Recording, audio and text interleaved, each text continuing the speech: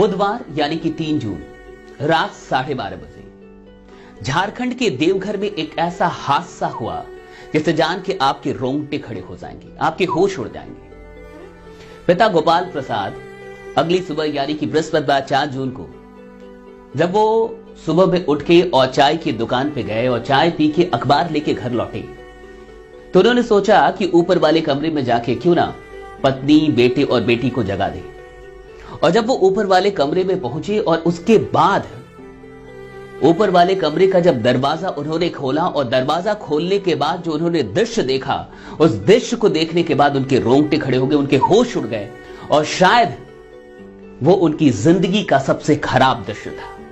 क्या हुआ मैं आपको आगे बताने वाला हूं, लेकिन उससे पहले आपसे एक वादा चाहता हूं कि आप इस वीडियो को देखने के बाद अगर आपको ये वीडियो अच्छी लगे, अगर आपको ये लगे कि इस वीडियो में वाकई कुछ ऐसा है जो हिंदुस्तान के हर एक परिवार तक पहुंचना चाहिए, तो मुझसे एक वादा कीजिए कि इस वीडियो को आप शेयर करेंगे।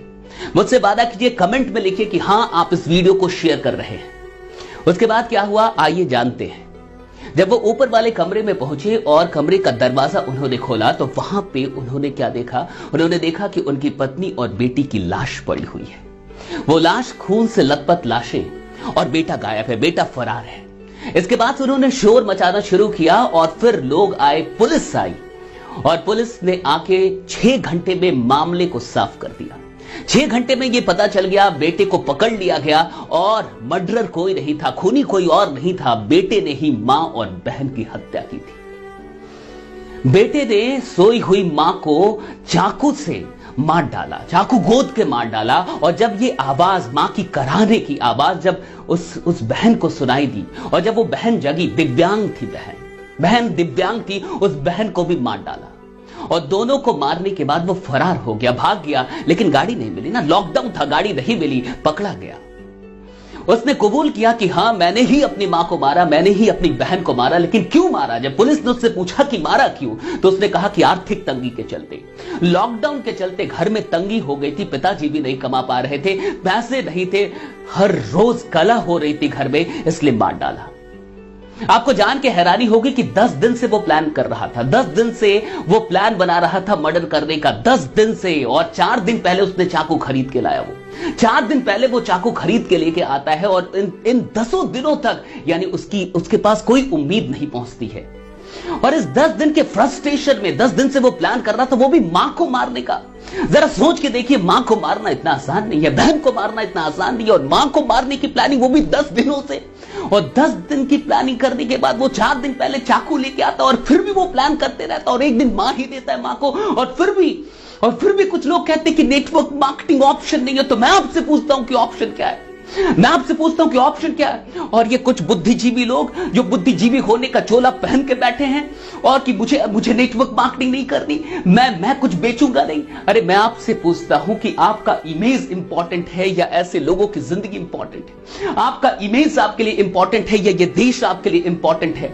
आप हो सकता है कि गवर्नमेंट जॉब में हो, आप हो सकता है कि टैलेंटेड हो, आप हो सकता है कि बिजनेस कर रहे हो, आप हो सकता है कि आपके घर में कोई तंगी ना हो सकता है कि आपके घर में कोई प्रॉब्लम हो, लेकिन मैंने कहा था ना, मैंने कई बार कहा, पिछली वीडियोस में भी कहा कि लॉकडाउन के बाद की दुनिया आसान नहीं होने वाली है, लॉकडाउन के बाद की जिंदगी आसान नहीं होने वाली है। जॉब पे जॉब जा रहे हैं, 14 करोड़ से अधिक लोगों की नौकरियां चल गई, लेकिन आपको क्या फर्क पड़ता है? आपको कोई फर्क नहीं पड़ता, क्योंकि आप तो सरकारी नौकर है ना, क्योंकि आपके पास तो सरकार की तनख्वाह आती है ना, क्योंकि आप तो सैलरी कमा रहे हैं ना, क्योंकि आपका तो कोई बिजनेस है ना, क्योंकि आपके पिताजी तो अमीर है ना। आपका क्या जाता है साहब? नेटवर्क मार्केटिंग अपने लिए नहीं होती साहब, नेटवर्क मार्केटिंग दूसरों के लिए होती है। नेटवर्क मार्केटिंग हो सकता है कि आपके घर की जरूरत ना हो, लेकिन नेटवर्क मार्केटिंग किसी और घर की जरूरत हो सकती है। 10 दिन तक प्लान करता रहा, यानी 10 दिन तक की भी कोई उम्मीद नहीं पहुंची, और आप कहते हैं कि नेटवर्क मार्केटिंग क्या देती है? मैं आपको बताता हूं कि नेटवर्क मार्केटिंग क्या देती है। नेटवर्क मार्केटिंग उम्मीद देती है साहब। हर चीज की कोई कीमत होती है, लेकिन उम्मीद की कोई कीमत नहीं होती। वो मां बच सकती थी, वो बेटा जो आज मर्डरर हो गया, जो खूनी हो गया, वो खूनी नहीं होता। वो बहन बच सकती थी,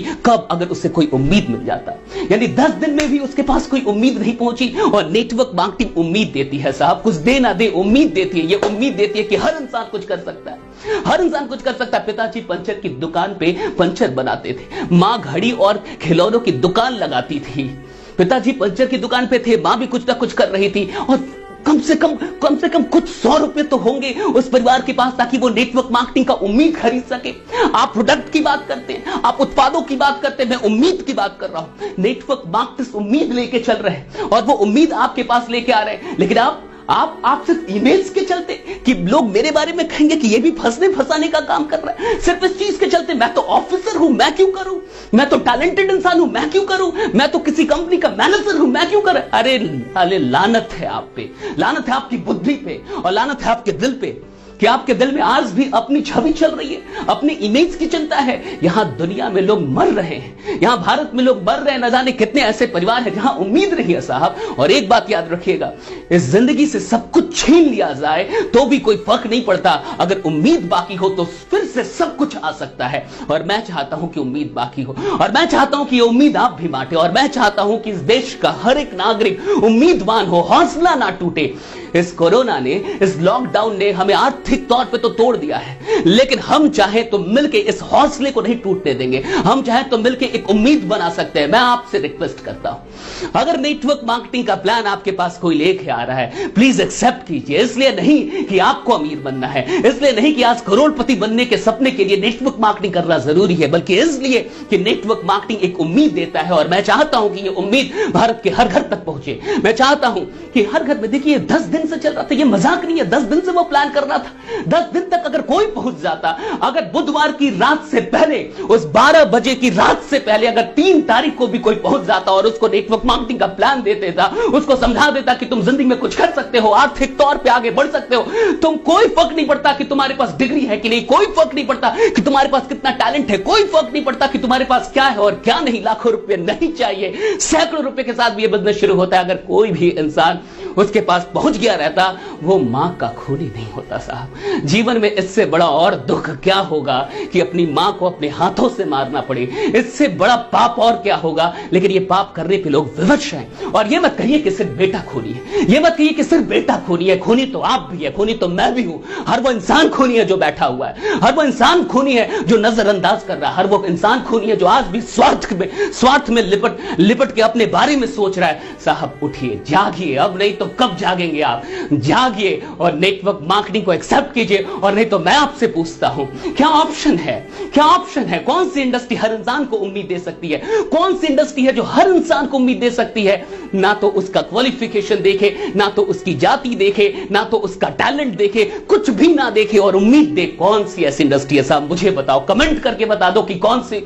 अरे मेरे को गाली देना है, नेटवर्क मार्केटर्स को गाली दो ना, गाली जितनी गाली देनी है दे दो, जितनी गाली देनी है कमेंट पे दे दो, लेकिन समझो, जागो। अगर अब भी नहीं जागोगे तो तुम भी हत्यारे हो साहब, क्योंकि वो लोग सिर्फ हत्यारे नहीं है जो हत्याएं कर रहे हैं, हत्यारे वो भी हैं जो उसको रोकने के लिए कुछ नहीं कर रहे। उम्मीद का नाम है नेटवर्क मार्केटिंग, और अभी हमें उम्मीद चाहिए, अभी हर घर को उम्मीद चाहिए। मैंने ऐसे नहीं कहा कि इस वीडियो को शेयर कर दीजिएगा, मैंने ऐसे नहीं कहा कि देश के हर परिवार तक इस वीडियो को पहुंचा दीजिएगा, इसलिए नहीं कि मेरे सब्सक्राइबर बढ़ जाएंगे, इसलिए नहीं कि मेरे व्यूज बढ़ जाएंगे साहब, कोई फर्क नहीं पड़ता। पिछले 17 महीनों से बहुत प्यार दिया आप लोगों ने, बहुत अधिक प्यार दिया है, लाखों शेयर किया है, मुझे इसकी कोई चिंता नहीं है। मुझे चिंता है कि हर परिवार तक कहीं अगले परिवार में यही खबर ना पढ़ना पड़े, फिर अखबार जब मैं पलटू और सुबह में कभी जागूं तो मुझे कोई इसी प्रकार का व्हाट्सएप ना भेजे, मुझे दुख ना हो। मैं नहीं चाहता कि भारत देश में फिर कोई ऐसी खबर आए, इस देश में कोई ऐसी खबर आए, मैं नहीं चाहता, मैं इसे रोकना चाहता हूं। अगर आप भी मेरे साथ रोकना चाहते हैं तो मेरा साथ दीजिए, इस वीडियो को पहुंचाइए। और प्लीज अगर आप नेटवर्क मार्केटिंग अभी तक ज्वाइन नहीं किए, प्लीज ज्वाइन कर लीजिए, प्लीज ज्वाइन कर लीजिए। अपने लिए नहीं साहब,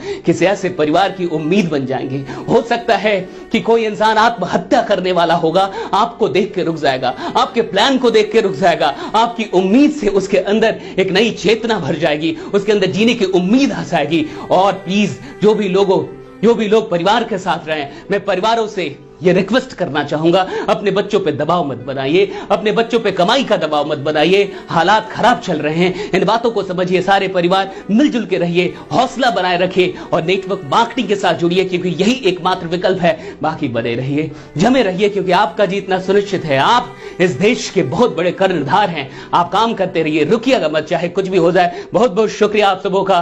बहुत बहुत शुक्रिया। मैं नहीं चाहता कि फिर कोई न्यूज मुझे ऐसी मिले। मैं चाहूंगा कि इस वीडियो को एक एक परिवार तक पहुंचा दीजिए। बाकी फिर से मुलाकात होगी अगली वीडियो में, तब तक अपना ध्यान रखिए। बहुत बहुत शुक्रिया। Thanks lot. Thank you.